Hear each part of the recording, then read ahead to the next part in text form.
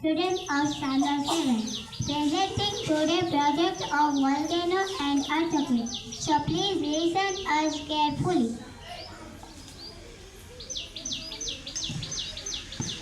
આજે અમે તમને જ્વાળામુખી અને ભૂકંપ કેવી રીતે થાય છે તે વર્કિંગ મોડલ દ્વારા સમજાવીશું. સૌપ્રથમ જ્વાળામુખીને સમજીએ. જ્વાળામુખી એ કુદરતી આપત્તિ છે જે પૃથ્વીની આંતરિક ફેરફારને લીધે થાય છે. પૃથ્વીના પેટાળમાં મેગ્મા રહેલો છે. પૃથ્વીની અંદર પીગળેલ મેગ્મા એક વર્તુળ સ્વરૂપે ફરતો રહે છે. પ્લેટની ગતિના કારણે પૃથ્વીની સપાટીમાં પરિવર્તન થાય છે. નબળી પ્લેટમાં કેટલાક છિદ્રો રહેલા હોય છે. આ છિદ્રો વાટે પૃથ્વીના પેટાળમાં રહેલો મેગ્મા બહાર આવે છે, જેને જ્વાળામુખી કહે છે. જ્વાળામુખી થાય ત્યારે પર્વતમાંથી પૃથ્વીનો ગરમ રસ બહાર આવે છે, જેને જ્વાળામુખી કહે છે. જ્વાળામુખીના 3 પ્રકાર છે: સક્રિય જ્વાળામુખી, સુષુપ્ત જ્વાળામુખી અને મૃત જ્વાળામુખી. જ્વાળામુખી જે વિસ્તારમાં ફાટે ત્યારે ઘણી હોનારત સર્જાય છે. હવે આ જ્વાળામુખીની પ્રક્રિયાને આ મોડલ દ્વારા સમજીએ.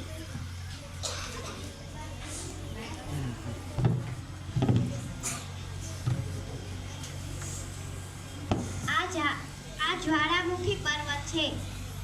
પૃથ્વીના પેટાળમાં લાવા રહેલો છે અને જે પૃથ્વીના પેટાળમાં લાવા રહેલો છે જે દબાણથી છિદ્ર દ્વારા બહાર આવે છે અને પથરાઈ જાય છે. આ જે છે તે લાવા છે. તમે દિવાળીમાં ફટાકડા ફોડો છો ને, તેમાં દાડમ ફાટે છે, તેમજ આ જ્વાળામુખી પણ ફાટે છે.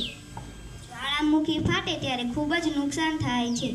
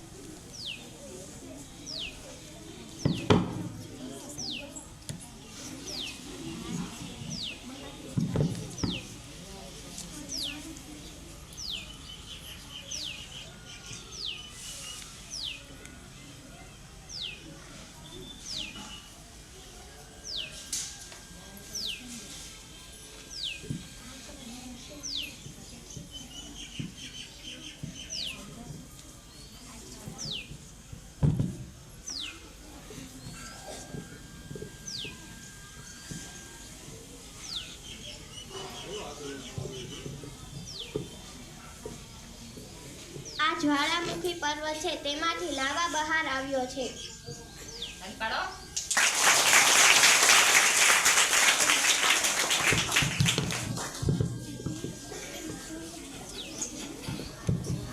હવે અમે તમને ભૂકંપની માહિતી આપીશું. જ્વાળામુખીની જેમ ભૂકંપ પણ પૃથ્વીના પેટાળ આંતરિક હિલચાલને લીધે થાય છે.